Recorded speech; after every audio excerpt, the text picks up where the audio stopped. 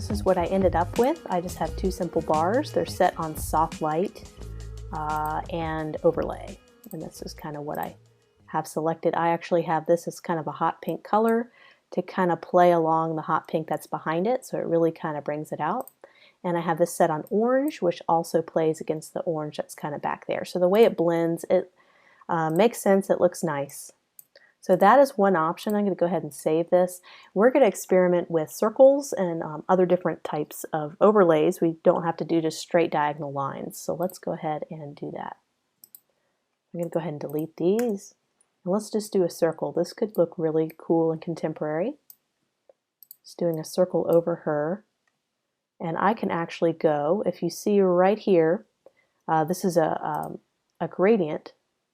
But if you go over to our gradient panel right here, you'll notice it's actually transparent on one side. So it goes from one solid color, transitions to a blank. There's absolutely no, the opacity set to 0, and that's set to 100%. What's great about this is I can go ahead and create an overlay, and it will only overlay on this part that has color. So let's do a vivid color as an example. Let's do black.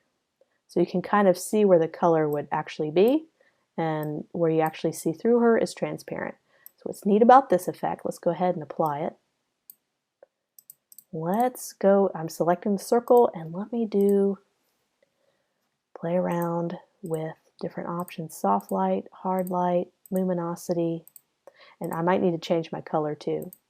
So let's change that to like a purple or a blue. That seems to kind of be the colors that we have in our thing. I'm just trying to get the right color. There we go.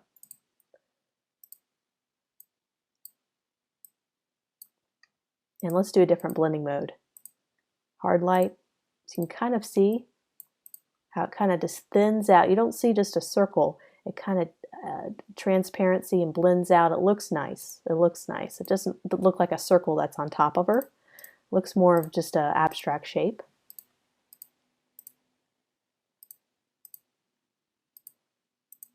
So this is where it gets tricky. Saturation, color.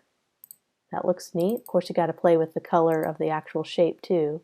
Ooh, that's lovely. I love how it's bringing out those the pinks down below. That's really lovely. So what I did is I just made this pink. That brought out kind of the pinks in the background, and that looks nice. You don't see the circle all the way around, and that's a good thing. So let me get my gradient, and ooh, doing it the opposite is very interesting. That's kind of neat too. Lots of options here, but I'm just going to get my gradient to go a little bit higher, just like that. No, I don't want her to have a pink face. I think that'll work. Color, let's see if there's any other blending mode that I like better. So far, color is the winner.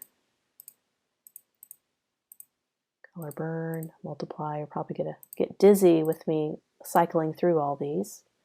Okay, so what was it, soft light? Or was it overlay?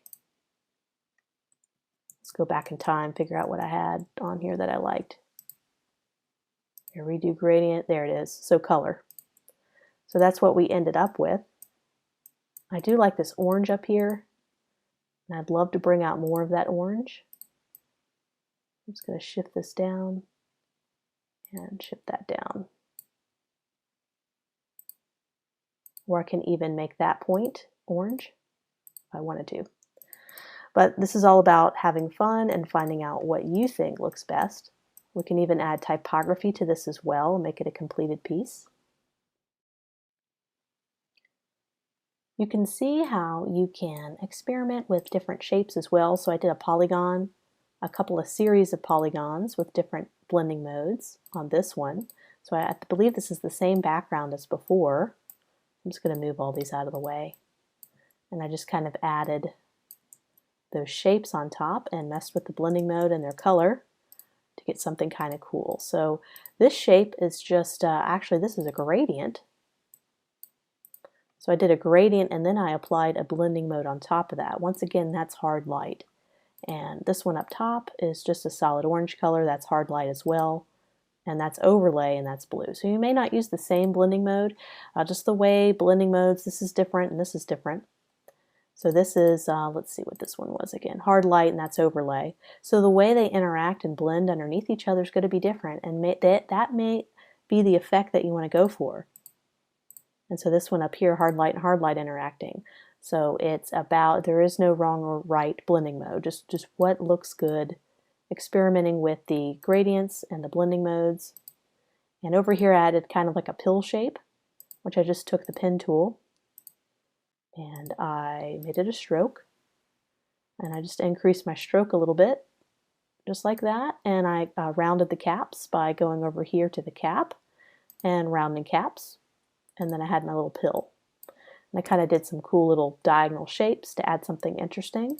And this is actually a different gradient mesh background that I created. You can see how it's mostly pink color. And I just applied a simple circle. And this uses the same gradient that I showed you in the example, where it kind of fades to 0 opacity, and then the other side's a solid color. So it kind of looks interesting. So let me go ahead and close that one down and show you. This is kind of the final example of using dynamic color, blending modes, and gradient meshes to kind of come up with something interesting. And so that's the one that we worked on in the class. Not quite as dynamic as the one I just showed you, but it's amazing what you can create. You can even do triangles. So I can just take the pen tool and just do kind of an abstract triangle and apply some different stuff to it.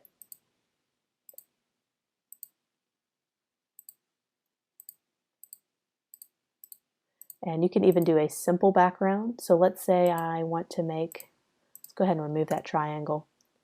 And let's say I want to take our gradient mesh and I want to convert it to grayscale.